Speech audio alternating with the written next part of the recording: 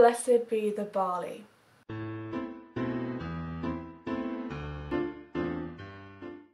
Hi, my name is Hannah and I am the Handmaid's Ale. Welcome to the second episode of the Handmaid's Ale. If you missed last week's, then I will link it down below and probably put a little card up.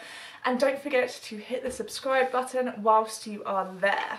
So this week's beer is a European one, like I promised. It is from Germany and it is the Franziskaner Weissbier. Now, little known fact about me is I used to speak very good German.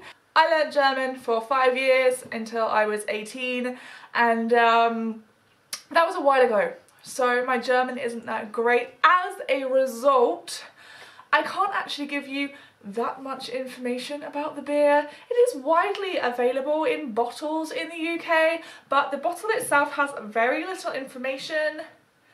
It's basically the ingredients, and it doesn't, it has a tiny little bit of English. Most of it is in every other language under the sun. And the online sources, they were mostly in German, and yeah, like I said, my German isn't that great anymore. So what can I tell you about the beer? Obviously it is a Weissbier, which means that it is a wheat beer, so not very good if you are gluten intolerant. It's probably going to make my belly a little bit bad, but I will suffer for you guys.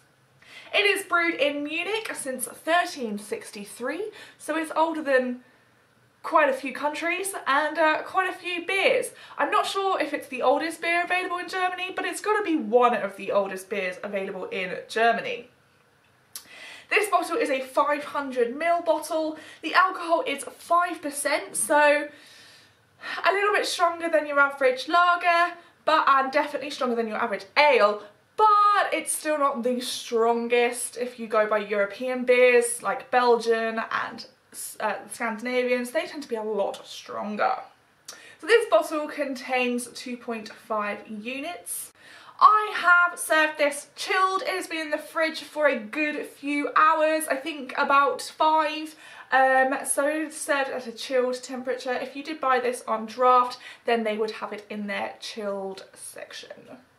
Apologies for the glassware. I'm using this pint glass again. I do not have a Weissbier glass, but basically a Weissbier glass is tall, very thin, and then it balloons out. If you've seen like Erdinger glasses, it's that kind of thing. I am really trying to get my hands on some better glassware, but so much of it is branded and I just want clear stuff. So if you have any suggestions on where I can get that sort of thing, please comment below. So let's crack this bad boy open. I am expecting this to be carbonated. Weirdly, that did not have as much fizz as I thought it was going to have. It smells very yeasty from the bottle.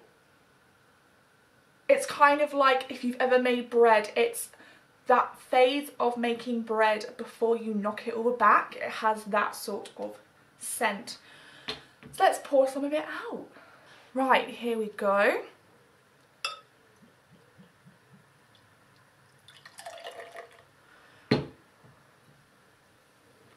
So it has that cloud that you expect from a Weissbier. They are very, very rarely clear. And what I could tell from the website is it does usually have a very white head and will produce quite a lot of froth, just like a typical German beer in that style. A lot of people moan that German people, or German bars rather, put a lot of head on their beers, but that's actually how they are supposed to be. You are not being shortchanged. Right, let's give it a taste. Well, let's give it a smell first. So the yeast is still definitely carrying on. I'm just going to put a tad more in there, so you can really see the cloudiness of it. This is what it's supposed to look like. Apparently it's supposed to be quite citrusy, but with a hint of banana. Again, typical. And you are supposed to be able to taste the yeast as well as smell it. It smells really good actually. I don't mind yeasty beers.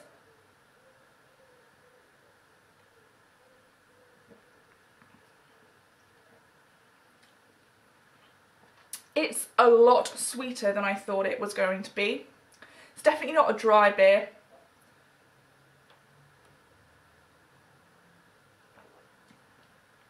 But it's quite heavy. Now, I personally have quite a savoury palate, and I think I could drink a pint of this, but it's the sort of thing that because of the sweetness, I probably couldn't drink more than that. I'm not getting the citrus. I am getting more soft fruits.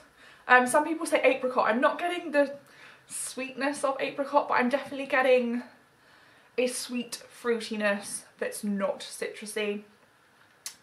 Also not getting the banana.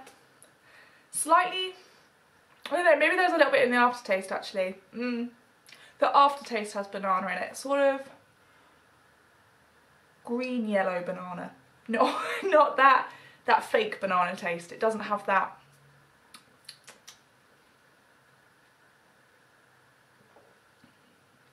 I don't know, I like it.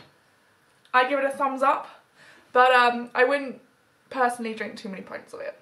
So all in all, what do I give? Let's see if I can say this better this time. Franziskaner Weissbier. I think I would give this a 3 out of 5 stars. This is obviously a personal taste. I'm not that big into my German beers, but still it's a lot lighter and a lot more drinkable than I thought it was going to be. I've had lots of other German beers and they are just too sweet for me. But this is probably my favourite of the German beers, so that's a big plus, I think. And that brings me to the end of this week's episode. I hope you've enjoyed it. Don't forget, I put up new videos every Wednesday evening, British time. I am now also on Facebook, Twitter and Instagram. All the links will be below. I also have decided that I'm going to post a teaser Tuesday, every Tuesday, about the beer that I'm going to drink on all of those social media platforms, so look out for that. And finally, don't forget to subscribe. I am a brand new channel. I'm really trying to get out there. We need more girls drinking beer, right? Please drink responsibly and I will see you next week.